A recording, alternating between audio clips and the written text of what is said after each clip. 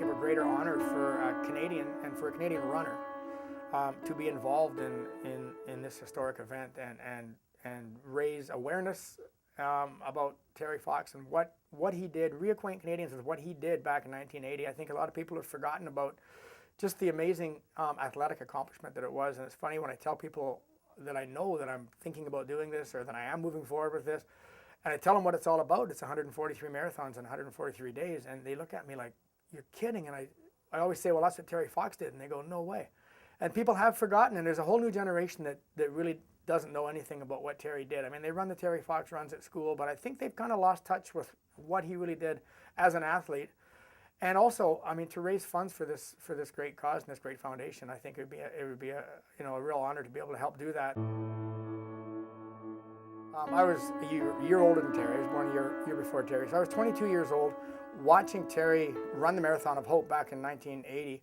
And I was just blown away. I was in awe of what he was doing. He was running a marathon every day for months on end. And it was certainly a bigger challenge for somebody to do this with one leg than it is for somebody with two. And I think he often got quite frustrated by that, the fact that people thought that he was walking or in some way it was easier, or he was running at a maybe slower pace than somebody with two legs. And reading his book, they just talked about how frustrating that was, that people thought it was easier because of the way he was running. And without a doubt, it's so inspirational. I think it really makes people think that they can do so much more. It was never about Terry. It was always about the kids that he saw suffering in the hospital. And whenever he was interviewed, and whenever somebody talked to him about what he was doing and tried to make it that he was a hero or a very special person, he would always downplay that, and he would always say that it's not about me, it's about the kids, it's about the people that are suffering from cancer right now. And I think his vision was just to try to raise as much money and awareness about cancer and money for cancer to try to end the suffering and the end the suffering of the kids that he met in the hospital when he was going through his treatment. He wanted to make sure that the Marathon of Hope remained very pure, and it was all about money going straight to the foundation and to cancer research. And I think those were some of his principles. He was very honest, very genuine. I know that when he put the plastic bag on the side of the road wherever he stopped at night, and one time it was missing, or maybe several times, but one time that I know of, so he actually backtracked further back than where he had stopped just to make sure that he was going to run all the way across Canada. I participated and helped fundraise for the Terry Fox runs, and also helped organize the Terry Fox runs at my kids' elementary school, Jesse Lee Elementary in South Surrey. All the years that my kids attended that school, I volunteered to help out with organizing the Terry Fox run, and then ran with the kids during the run. Also, I have 5 friends that have stepped up to the plate that have started a committee basically that are going to help me fundraise for this cause, and they're very influential, very connected in my community.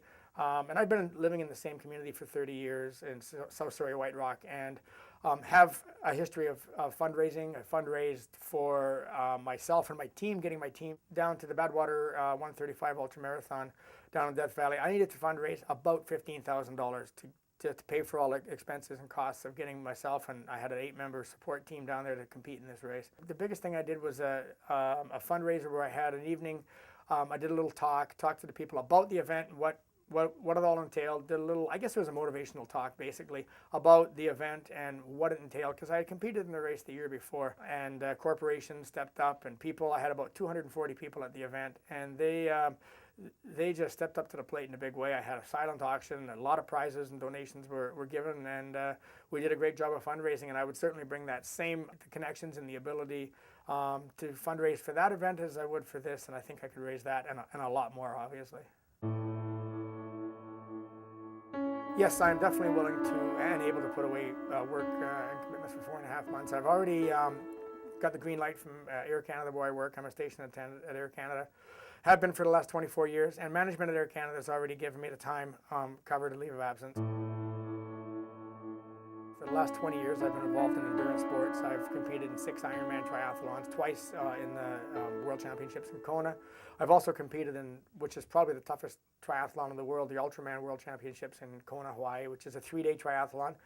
and I finished third overall in that. In my ultra running, I've ran anything from 50K, 50 mile, 100K, 100 mile, and up to 150 mile ultra marathons. And probably the toughest race I've done and the best results I've had is the Badwater Ultra Marathon. I've twice finished second at the Badwater Ultra Marathon, which is a 135 mile nonstop ultra marathon through Death Valley, California. And it's called the toughest foot race on earth. And like I said, I finished twice, finished second overall. The race director came by and said, there's a gentleman by the name of Ferg Hawke who's actually started at 8 o'clock, who's way up there.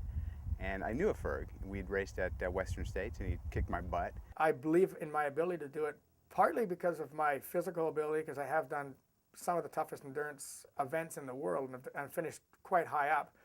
But also I think because of my mental toughness and what I bring to the table with mental, I guess, strength and tenacity and just a never quit attitude. And I think that's a lot of what Terry had. I think he had some pretty tough days out there, but he just mentally would never ever let himself quit. And I think more physically, more than physical, I think I bring that mental side to it for sure. He has more mental toughness by a factor of 10 than anybody I've ever met.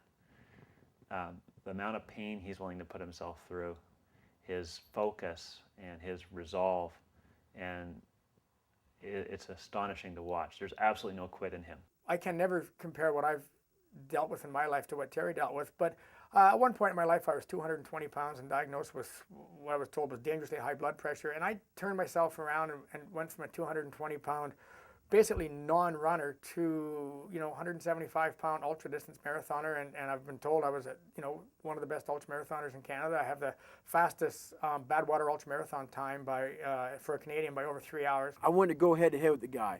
The guy was a relentless competitor. He runs very similar to me. He just kind of puts his head down and kind of grudges through the pain. He just kind of gets it done.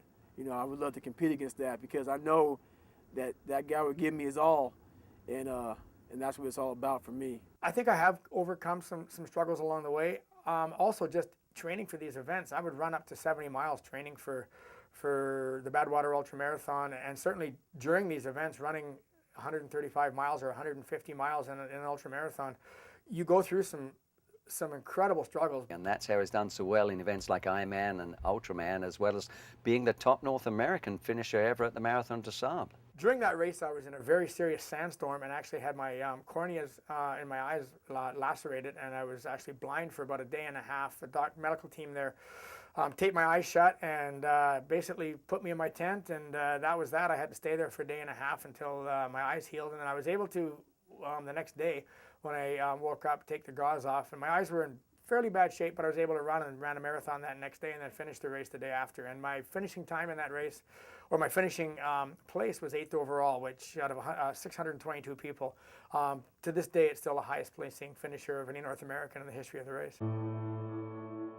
Whenever I get involved in an event, whether it's a long ultra marathon or a long triathlon, I really take it seriously, and I really train, I think, myself as well as I possibly can, and it'll be no different with this event, of course.